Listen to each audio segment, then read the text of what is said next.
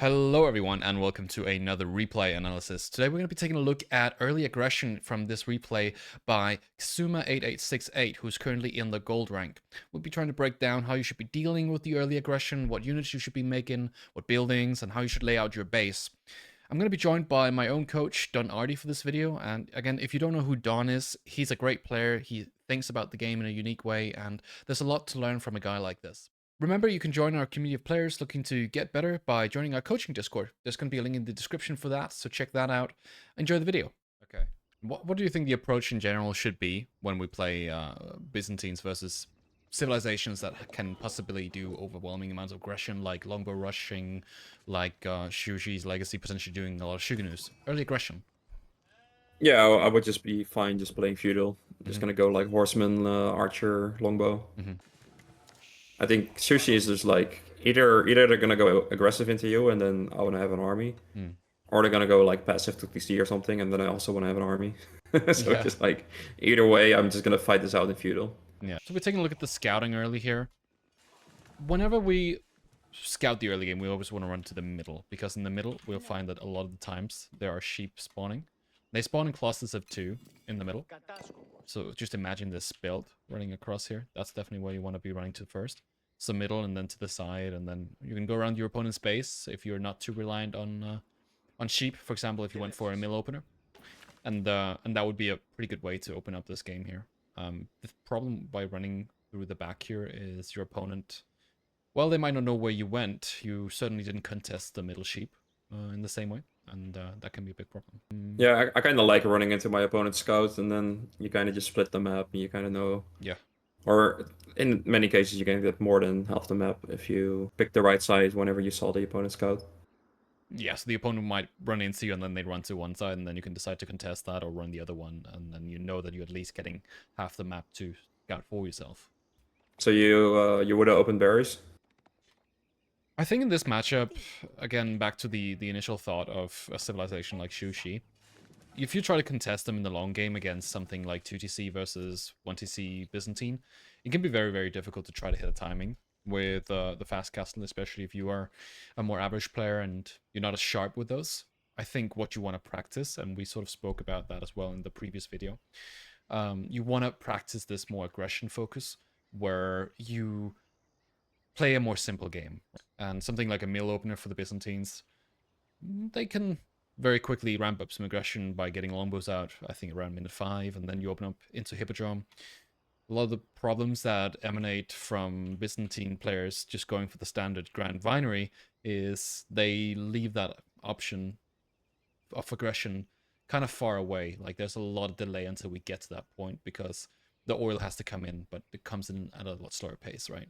Yeah, I think for most players, the Hippodrome is the better landmark in general. If you're able to be flexible with your builds, if you have like, okay, yeah, this game I want to play Hippodrome, and oh, this one I want to be a little more passive, I'm gonna play Winery. If you can play the game like that, definitely helps you a lot. I mean, the game can be pretty overwhelming at the start, so it's hard to just have all these builds set already and be like, oh, I'm playing Sushi now, I want to go make Horseman or an Archer, so I'm gonna go Hippodrome, and you might not be able to think of those sort of things that quickly, but I think in a very general sense, I like Hippodrome for most players more often, just because the winery is not really it's just not really necessary. Right. Like you can just place farms around your TC at some point if you're gonna go farming, or it's all fine.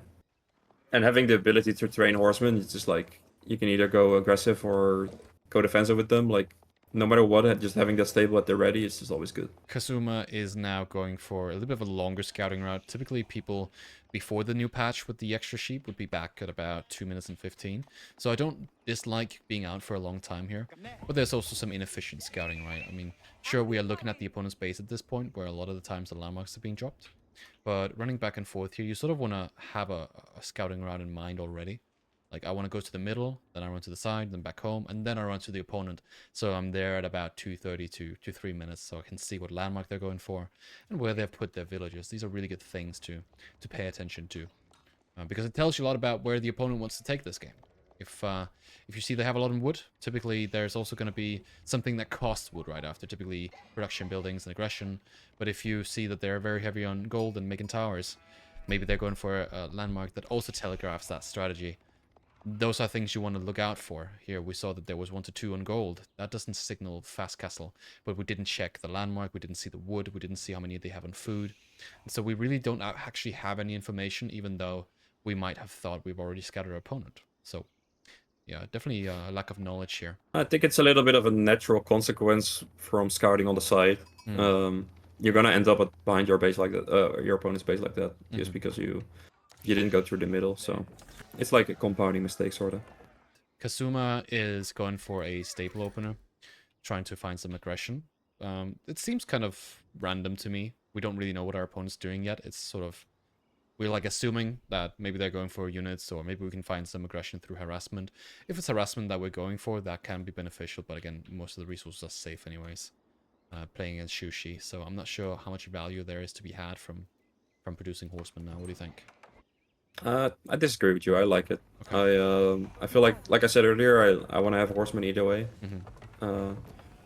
Either to go onto the gold or go onto the stone if they're mining for a second TC, or to counter the units. It's just like, yeah, I want to have those units anyway. Okay. The only problem is that we're not macroed on food enough to actually train them. I said in the previous video that I don't like getting eco tags. If you're a new player, I feel like all this gold gathering for all these tags is just like making things more difficult for yourself. So I would not be getting, it's called horticulture, right? Like I wouldn't be messing around with that sort of stuff. Right. Okay. And if you weren't doing that, then you just had a really easy time training horsemen at the moment. And I would have made it an archery range here instead of the mercenary house. Now that Kazuma has this info about Shugenus, the fact that there is Shugenus running towards the base here also signals that aggression is very likely, just in general, from the way that we saw that there was 2 golds, and now Shugenu are coming as well. What do you think the correct approach is here? Yeah, we know everything we need to know. We know there's gonna be a push coming, so it's just about messing up units.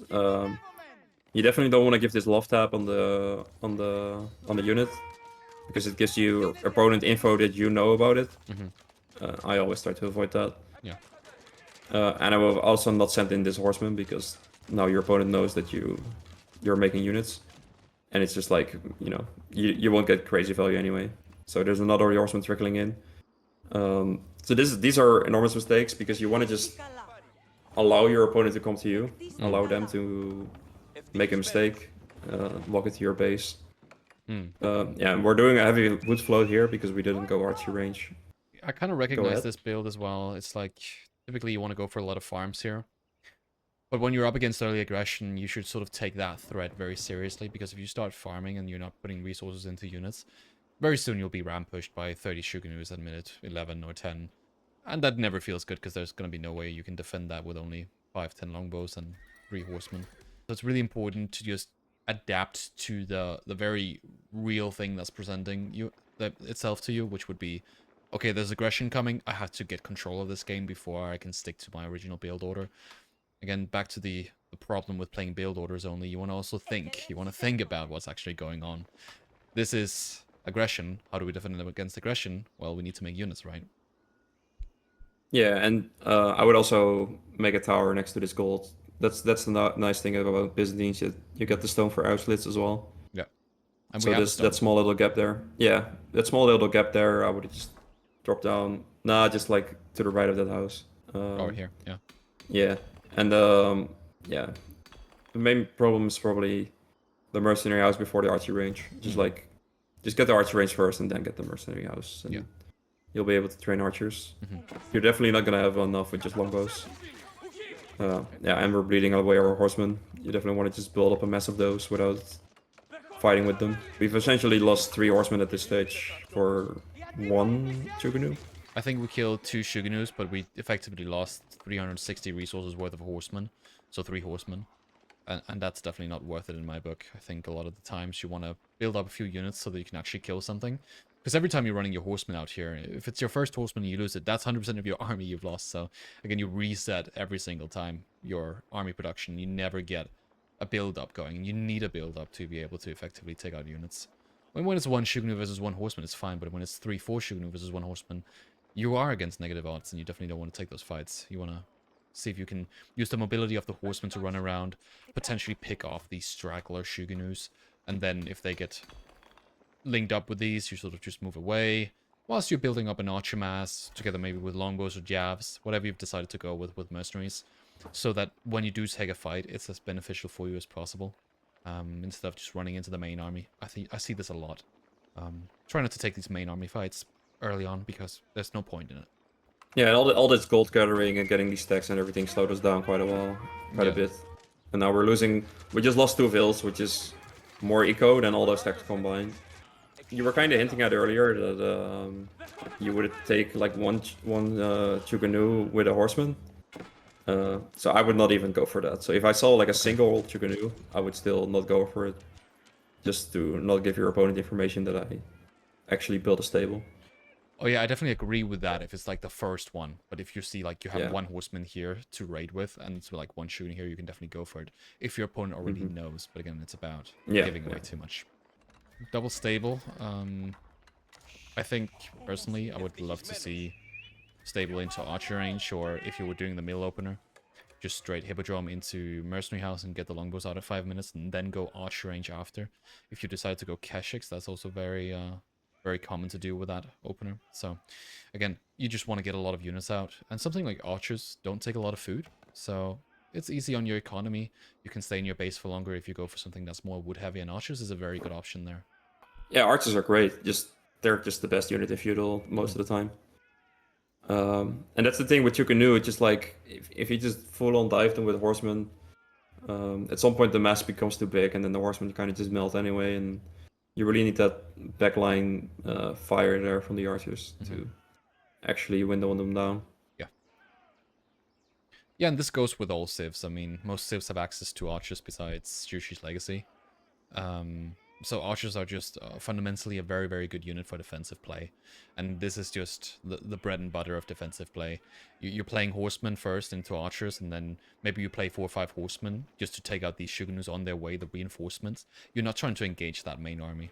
So you're just building up archers in the base, and then when he comes around and you have a good fight that you could take, you go for it. But until then, you're just dwindling down their army with horsemen. Like, you're just taking out small amounts all of the time, and eventually you will have a good fight if you macro correctly. This rally points are also a problem. This horseman might again run into that here, and yeah, we've just taken so much free losses. Like the gold fills weren't pulled away, so we lost 2 vills. The horsemen have we definitely lost like maybe 4 for free. I'm not sure. Yeah. We lost our scout. Yeah, not training archers. So many compounding mistakes where just like, if we're doing those things correctly, it's quite an easy hold. Yeah, absolutely. And even though it looks like our economy is being spent right now, we're spending it on the wrong things. As you said, Don, you want to go for archers, you want to go for actual units and not lose them. So fix this rally point here. It's the biggest problem right now, that we are never able to actually build up an army because we donate units like this. So that's a pretty big mistake. Yeah, and then it can feel good like, oh, we're raiding on the gold now or something, but it's just like, you're not gonna get any value. Like, okay, you force the tower, sure, but yeah. Yeah, but the horseman costs more than the tower, right? Because that push is building up, and we really need to clean that army at some point. You're not gonna escape like your actual problems by pretending like they don't exist. It's like my real life strategy, but I wouldn't do it in AB4. That's a good point. Yeah, here you want to take things very, very seriously. Like, if, as I said in the beginning of this video, if aggression is coming, then it's coming, right? You know, it's like, if there's 10 knights coming to your base, you can't just look away and then pretend like they're not there. You can't just wall up. They will come around eventually. A smaller issue here, which isn't overly relevant for this elo, but it's still relevant, is that all the houses are built in the front. So we kind of want to let our opponent come into us. We're going to abuse that TC damage and stuff. Yes, it's like really good. But if all the buildings are there, then those ramp pushes are, you can't really ignore them that easily anymore. It's like we have this defensive advantage, and the defensive advantage is the fact that we can convert villagers into archers by putting them in the TC and tower. We could have placed our buildings even closer to the TC to avoid potential ram damage, and the same goes with the houses. And just trying to drag your opponent into the back of your base gives you so much more leeway to actually do damage in a defensive situation. Because what's happening right now is all these units are going forward, and you're just giving up that defensive advantage. So what should have been beneficial for you, you ended up just throwing all those benefits out of the window, right? And that's very unfortunate. And it's something that's easily fixable simply by saying, okay, this guy wants to go and do a ram push. Let's just let him do that. Let him get to us. But we can't when we have everything in the front. He will never get here where we want to fight. We want to play in the back of our base. Just try to sort of draw them in so that we have so much more going for us. If we take a fight out here, then it's the best conditions for them to fight. Yeah, it's some Art of War stuff, right? Like always let your opponent make a mistake. Yeah, exactly. So it's not really that big of a Shuganu army. I think this could have been microed, but again, if you had made archers here, you just had another 20 archers on top of this, which is not even like the maximum amount you could have gotten here. You could have had even more army than that. Then a fight like this could have been quite simple, but we just donated our units again, and that's very unfortunate. How many farms do we have? We have a total of 11 farms. What are they now? Like 60 wood? They're 70 now. 70. Still giving Alright, 8 so stone. 770. So 770 wood, and we're building 2 buildings there, so that's like 1000 wood plus 500 in the bank, 1500 wood. Yep. So that's 30 archers, right? Like if we just went on sheep and we just done archery range, well, 30 is pushing it. Let's say 25 archers. Imagine that fight we just had. We had 25 archers there as well. It would have been super easy. Let's like, for example, those ecotechs that I mentioned. Those ecotechs definitely cost us resources because because of those we had less stuff and we got pushed and we had to move around and we lost 2 vills. So just like that's why I always say just play without ecotechs. Just don't try not to play perfect. Just get those basics. Yeah. Yeah, like take control of the situation and then you can go back to your build order essentially. Or just actually do something with the situation if you want to take it far. So if you already have an army and your opponent just lost all their army, win the game. Go for it. Go for the ram push, the counter ram push, or go castle. Yeah. Do something with it.